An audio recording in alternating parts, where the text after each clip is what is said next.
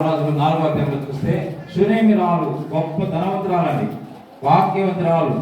ఆమె ఎలీషా ప్రవక్త, ఇక్కడ మనం కూడా కట్టినాం ఒకటి, ఎలీషా గర్దనేసి.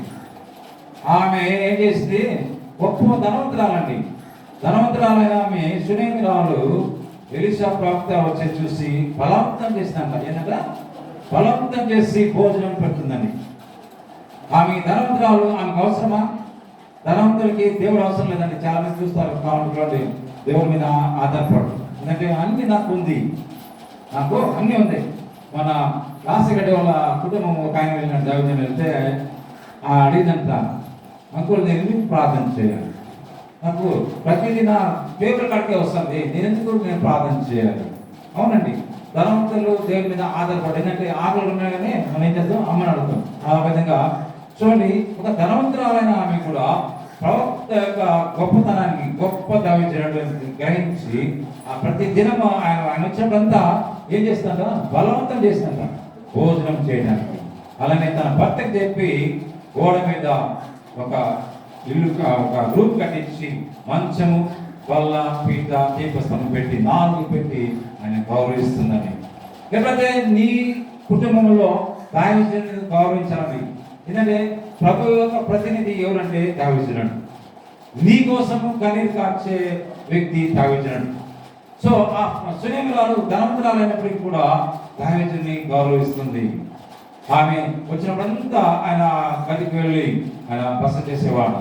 అలాంటి సమయంలో ఆయన అంటున్నాడు, ఇంతగా మమ్మల్ని గౌరవిస్తున్నావే, ఏమి కావాలి? రాజు దగ్గర ఏమైనా చెప్పాలా? అధికారుల మధ్యలో నీ గురించి చెప్పాలంటే ఏమంటుంది? ఆ ఖ్యాతి నాకు తెలుసయ్యా, నాకు అవసరం లేదు. అప్పుడు గెహాజీ దగ్గర కనుక్కుంటే ఆమెకు ఒక వెళుతుంది, ఏంటంటే బిడ్డలు లేరు. అలాంటి సమయంలో గెహాజీకి చెప్తాడు, అయ్యా తీసుకుంటా అంటే ఆమె పిలిచినప్పుడు ఆమె అంటాడు, నెక్స్ట్ ఏడాది కంటే నీకు బిడ్డ నీకు కౌకిట్లో ఉంటాడంటే అప్పుడు అంటుంది ఆమె, అబద్ధం ఆడద్దు, అలా పలకవద్దు.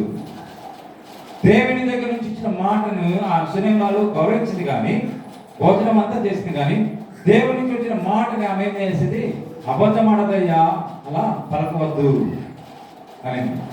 వెంటనే ఆ నెక్స్ట్ ఏడాదికే దేవుడు మగ పిల్లవాడిని ఇస్తాడు. ఇచ్చినప్పుడు ఆమె ఏం చేస్తుందంటే, ఆ పిల్లవాడు తన తండ్రి దగ్గరికి వెళ్ళి ఆడుకుంటున్నప్పుడు తలపోయినాయి అంటే మైగ్రేన్ అంటే తల భారం అయిపోయి ఉన్నప్పుడు ఆ పిల్లవాడు తన తండ్రి నుంచి తల్లి దగ్గర తీసుకొచ్చినప్పుడు తన తోడ మీద పెట్టుకున్నా కానీ మరణిస్తాడు. ఆ మరణించిందానే వెంటనే ఆమె చేసిన పని అంటే, ఎలీషా ఈ గదిలో మంచం మీద పెట్టేసి తన తండ్రి తన భర్త దగ్గర పర్మిషన్ తీసుకుని నేను వెళ్ళాలి, ఎలీషా ప్రవక్త దగ్గరికి వెళ్ళాలి అన్నప్పుడు, ఈరోజు అమావాస్య దినం కాదే, విశ్రాంతి దినం కాదే, ఎందుకు వెళ్తున్నా అంటే నేను వెళ్ళాలి అని గాడి రెడీ చేసుకుని వెళ్తున్నప్పుడు గెహాజీ చూస్తున్నాడు, ఎలీషా ప్రవక్త చూస్తున్నాడు. ఆమె షూనేమిరాలు వస్తుంది. ఆమె యోగక్షేమం కనుక్కున్నప్పుడు ఆమె బాధగా వచ్చి ఎలీషా ప్రవక్త చెప్తుంది, నా బిడ్డ మరణించాడు అని అన్నప్పుడు గెహాజీకి ఆ దండం ఇచ్చి పంపించినప్పుడు ఆ దండం పెడతాడు, కానీ ఆ బిడ్డ ఎలాంటి కదలిక లేదు. అలాంటప్పుడు ఆమె బలం చేస్తుంది. షూనేమిరాలు, అయ్యా నువ్వు వస్తేనే నా పిల్లవాడు బ్రతుకుతాడయ్యా అని అన్నప్పుడు, యెహోవా జీవితంలో నువ్వు వస్తేనే అన్నప్పుడు ఆ ఎలీషా ప్రవక్త వచ్చి ఆ బిడ్డ మంచం మీద ఉండడం బట్టి అలా తల, కళ్ళు, నోరు, ఆ చేతులంతా వేలాడి ఆ బిడ్డ మీద పట్టుకుంటారు. ఎప్పుడైతే పట్టుకొని మొట్టమొదట చేసిన కార్యం అనేది ప్రార్థన చేస్తాం. దేవుని సన్నిధిలో నిలబడి ప్రార్థన చేసి ఆ బిడ్డ మీద పట్టుకోవడం బట్టి అలా లేచి మళ్ళా అలా తిరుగుతాడు. తర్వాత మళ్ళా పడుకుంటాడు. 7 సార్లు తిరిగి అతను గట్టగలుగుతుంది. చనిపోయిన కాడు ఎలా ఉంటుందంటే చల్లబడ్డది. ఎప్పుడైతే ఎలీషా ప్రవక్త తన మీద పడి అలా ఉన్నాడో గట్ట అయిందన్నమాట, అంటే వేడిగా అయిపోయింది. వాడింత వేడైపోయి 7 సార్లు తిరిగినాడు. చూడండి, ఒకవేళ ఆమె చేసిన కార్యం ఏంటంటే ఒక సేవకుడికి సేవ చేసింది, తన కుటుంబంలో ఆతిథ్యం ఇచ్చింది. తన కుటుంబంలో ఆతిథ్యం ఇచ్చింది. ఏములే నేను గొప్ప ధనవంతురాలు కదా అనుకోలేదు. అంత స్థితిలో కూడా ఆమె ఏం చేసిందంటే దావీదుని ప్రేమించింది. మన సంఘంలో కూడా దైవజనం కోసం మనం ప్రార్థన చేయాలి. ప్రార్థన చేసి ఆయన గౌరవించాలి. ఎందుకంటే ప్రభు మనకు కనబడదు కాబట్టి దావించినప్పుడు ఏ సేవలను కూడా ఇక్కడ బాగా లోకస్వత ప్రముఖంలో మనం ఈరోజు వాక్యంలో కూడా ప్రతి ఒక్కరు ఒక్కొక్కరిని పరిచారకులు గాను, బోధకులు గాను, కాపలు గాను, అపోస్తులు గాను నియమించినాడు. ఎవరు తక్కువ కాదండి. ఒకవేళ పెద్ద అపోస్తులు అంటేనే వాళ్ళకి గౌరవించాలి, పెద్ద సేవకులు అంటేనే గౌరవించాలి కాదు. ఎవరైనా ప్రభు సన్నిధిలో ఒక్కటే. ప్రతి ఒక్కరిని మనం సన్మానించాలి, గౌరవించాలి. నువ్వు ఎప్పుడైతే గౌరవించి నువ్వు అతిథి ఇస్తావు, దేవుడు నీ కుటుంబం కూడా సమృద్ధిస్తాడు. ఒక సొంత పదకొండలో ఉంది ఏమన్నా అంటే మనము రొట్టె అయితే ఇస్తామా? ఏమంటా పాముని ఇస్తామా? చూడండి, మనమే భయంకరమైన జనమైన మనమే ఇవ్వమంట. సర్వ సృష్టికర్త అయిన దేవుడు ఇస్తాడా మనకు? నువ్వే అడగక ముందే నీకు తెలుసండి. కానీ ఒకటి నేర్చుకోండి, అడుగుడి మీకు ఇవ్వడను, వెనుకుడి దొరుకును, తట్టుడి ఇవ్వను. మొట్టమొదటి మనం ఏదైనా అడుగుతూ ఉంటాం.